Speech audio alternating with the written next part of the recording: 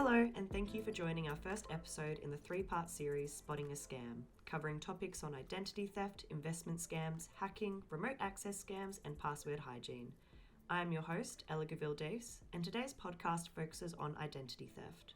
Identity theft is a huge concern, with Scamwatch reporting that Australians have lost nearly $8 million to identity theft scams this year alone. The more you know about identity theft, the better prepared you can be to prevent it from happening to you and know what steps to take should you fall victim.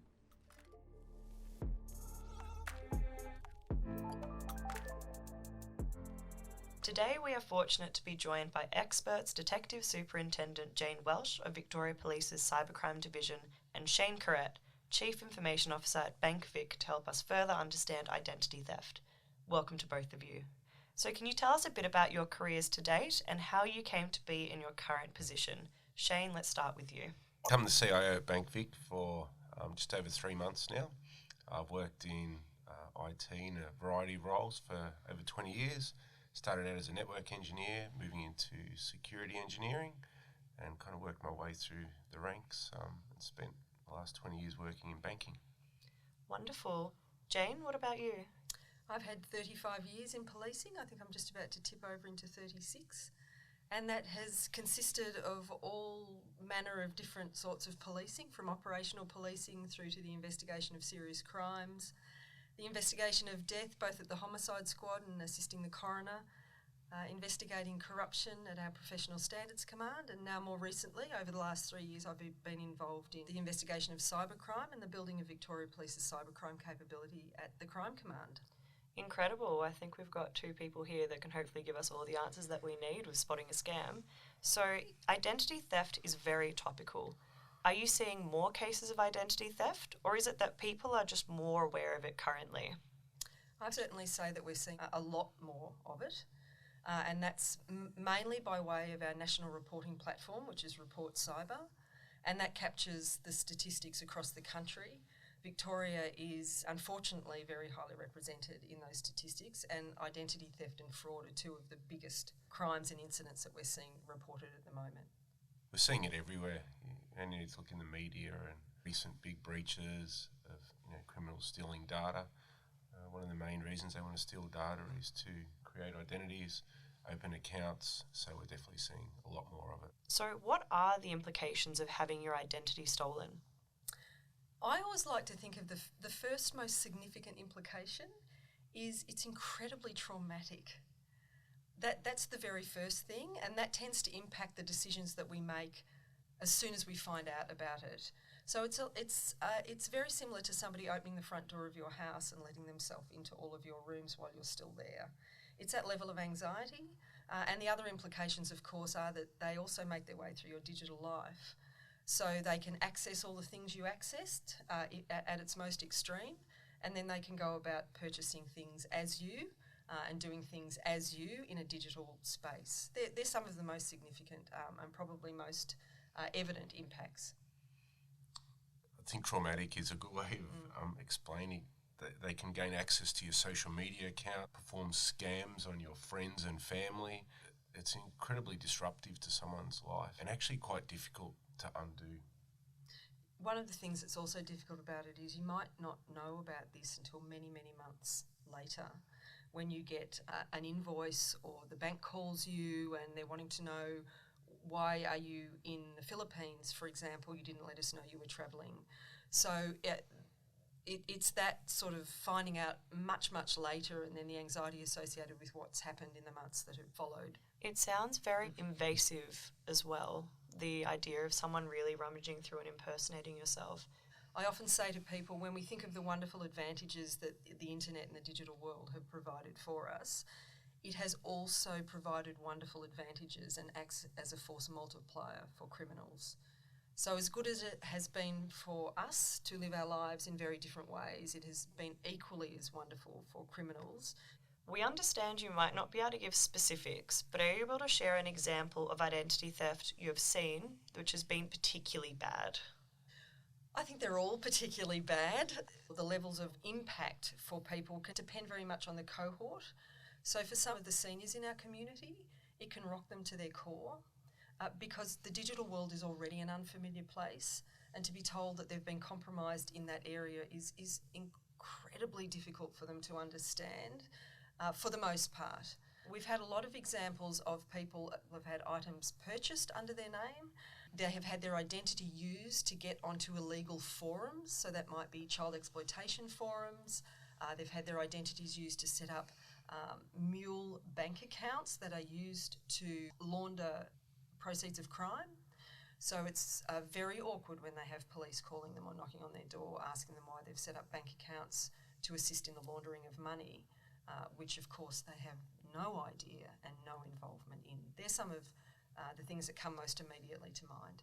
You would almost think that the call alerting you that your identity has been stolen, or even questioning whether or not you've been opening a bank account that has been used as a mule account, you would almost think that the person calling you to alert you of this is a scammer. It would just sound so out of the realm of possibility. And that's the difficulty. And we're all very aware that we've had some really high-profile cyber attacks more recently that have been referred to.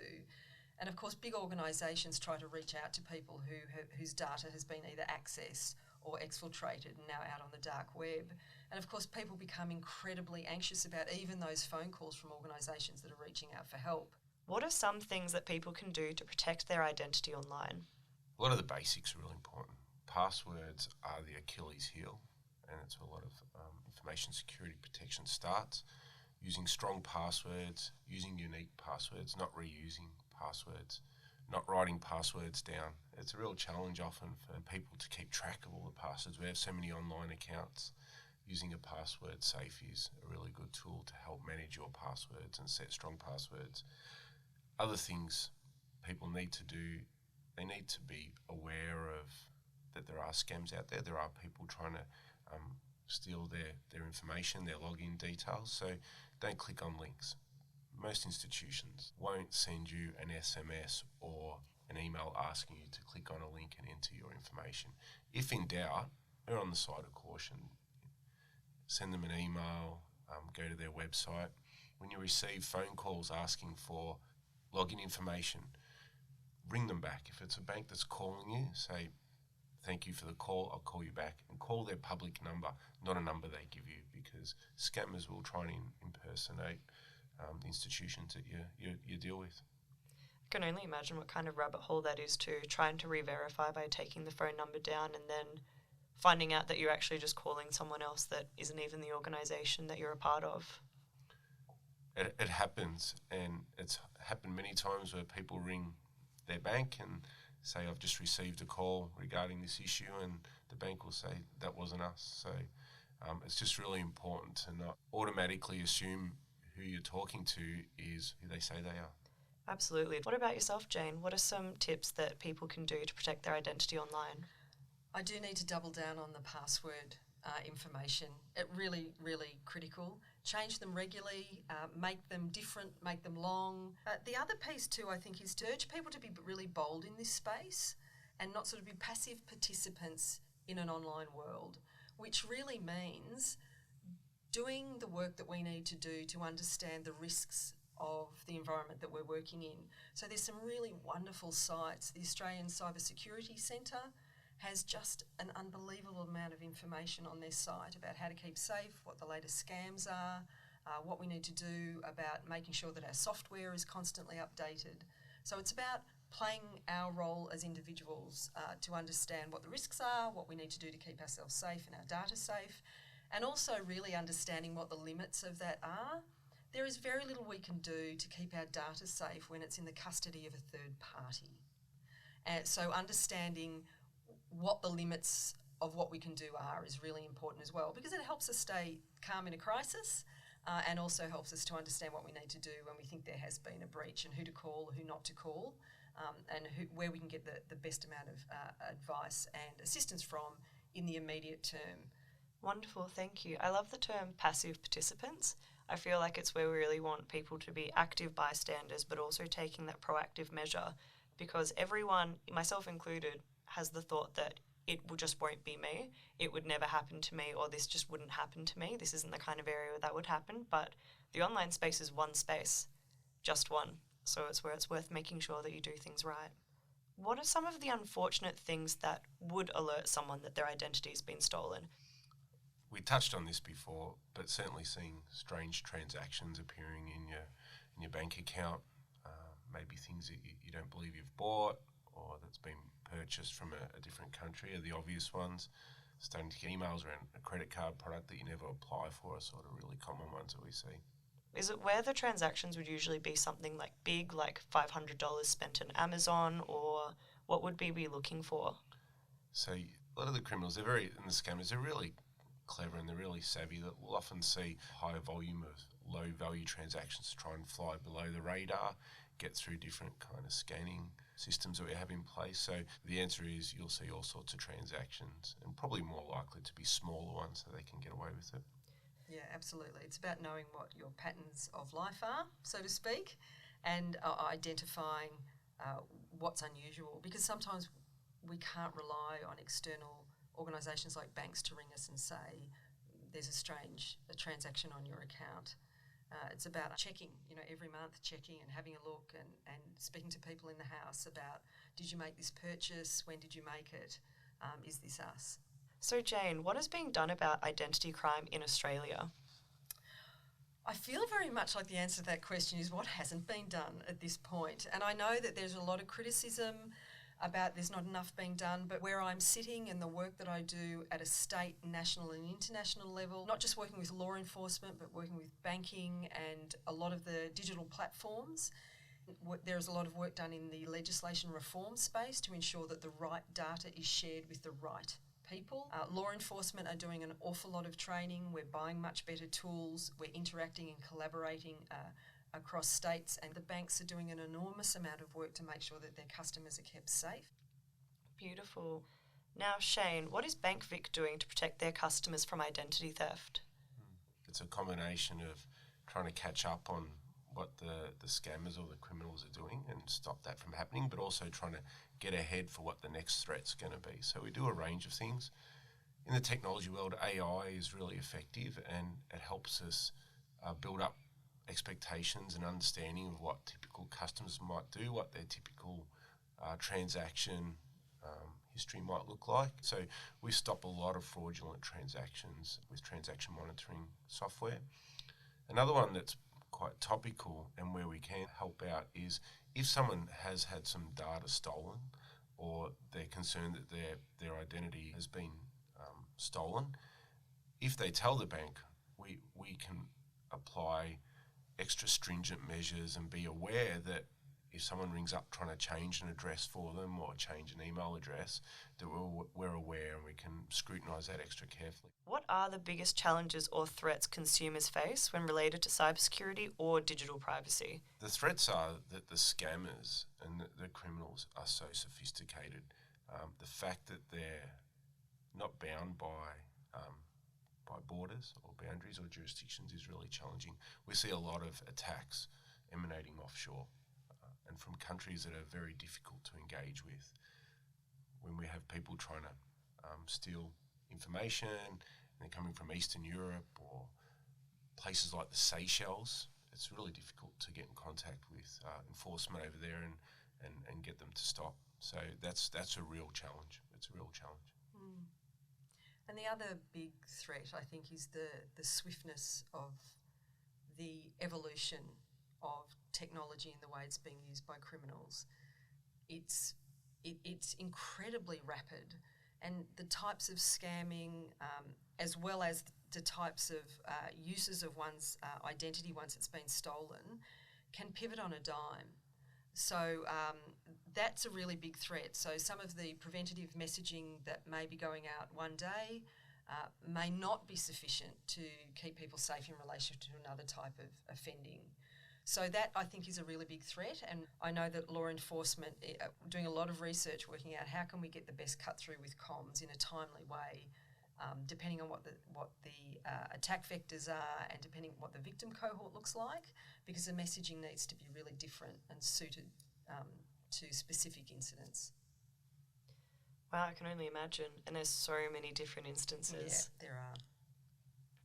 Now, Shane, are account owners responsible for fraudulent credit card activity or bank transactions made on their own accounts? People are responsible for their own transactions. If someone thinks that they've been defrauded, they should always contact the bank. If we can, we'll stop the transaction. Often we can get money back. Sometimes we can't. People really need to take care. When you process a transaction, you're entering the BSB and the account number, you've really got to be sure that that's the right number and that it is the right number of the person you're transferring to. And before you make the payment, make sure. Once you click send, once you click commit, you've made the transaction. And it's our members and our customers' money. We have to let them transact. So if they approve it, we'll let them go. If we can block it when it's found out it's incorrect, we'll do that. But yeah, people are responsible for the transactions that they commit to. Well, it does make sense. There is a level of personal responsibility when it comes to owning a bank account when actively participating in society, and a lot of that does circulate around money. So being aware of what you're doing with your money, be whether or not it was you or not, keeping your eyes on what's actually happening is very important. That's right. So having your identity stolen can be an overwhelming and distressing experience, just like how you said earlier. So what should a person do if their identity has been stolen? How can they get back in control? My very first piece of advice is do your best to stay calm and find a trusted other to walk at your shoulder through the next process, because it's going to be difficult and it will probably be confusing as you try and resecure your online life. So they're my first 2 bits of advice. Stay calm, find a friend. They also help you to sense check if things are just not sounding quite right. The other is contact the bank. I think that's the very first thing that we need to do and help get across to people is contact the bank. Tell them what's happened. The bank's in the best possible position to make sure that things are secured, accounts are frozen, and your money is kept as safe as possible. The next thing to do is to report the matter to the police. Now, there are various ways of doing that, but the 2 most effective ways, the first is to report online to Report Cyber, which I mentioned earlier. It's the national reporting platform for all things cybercrime. Anything that relates to Victoria will be referred to Victoria in real time, so it happens very, very quickly. We'll deal with those here at the Cybercrime squad at the Crime Command. Alternatively, if you're not comfortable doing that, and I understand that it's a very difficult ask to ask somebody to turn to the internet to deal with a crime that has been perpetrated on the internet. So you can go to your police station and the police will give you some advice about what to do. It is likely that the police will suggest that you go to Report Cyber, but they will also be able to give you some advice and engage you in a conversation that will help you remain calm and be able to do the things that you need to. The other piece of advice is ID Care. Now, ID Care is a national organisation that assists people who are victims of cybercrime, most particularly when you've had your identity stolen. They are amazing. Once again, you can log your incident online with them and they will get back to you. They're incredibly helpful and they will help you re-establish your online life. We have a local contact centre, so all of our members and customers call through to our local people who are all very well trained in dealing with these sorts of issues. We have arrangements in place with ID Care that we refer our customers to as well, and they get preferential treatment. That's a service that we offer. And depending on the potential type of fraud that would be occurring, we would look to freeze accounts or take appropriate actions to try and protect any further issues happening. Wonderful. Sounds like if you do suspect or that you have become victim of identity theft, knowing that you can contact the police or your local bank institution or BankVic if you're a member, it means that you'll be in the right hands. Now, to sum up this episode, how can identity theft be prevented? There probably will not be a point in time where we all wake up and say, thank goodness we've solved that problem. What we can do, though, is that we can reduce the incidence of ID theft. And other things are to speak with organisations about how they're looking after your data. I think organisations, particularly now, will be feeling the heat about how third parties are looking after our personal data, particularly our ID data. So it's also about being engaged in those conversations. People need to be aware. Just be cautious, be doubly sure when you're transferring money. Don't give more ID than you need to when you're applying for new accounts. Don't be shy to ask why you need to provide ID. So certainly there's a fair bit of onus on being careful, but also you can help your institutions like banks protect you as well. Make sure your information's up to date. When you change address, when you change your number, make sure you let us know. use multi-factor authentication with your accounts. Again, those basic steps will go a long way to helping people protect their identity. If you think you have provided your account details, passport, tax file number, license, Medicare, or other personal identification details to a scammer, contact your bank, financial institution, or other relevant agencies immediately. You can also contact ID Care, a free government-funded service which will work with you to develop a specific response plan to your situation and support you through the process. If you would like to learn more about spotting a scam, there are 2 more episodes in the series. For more information, head over to the Crime Stoppers website, crimestoppersvic.com.au.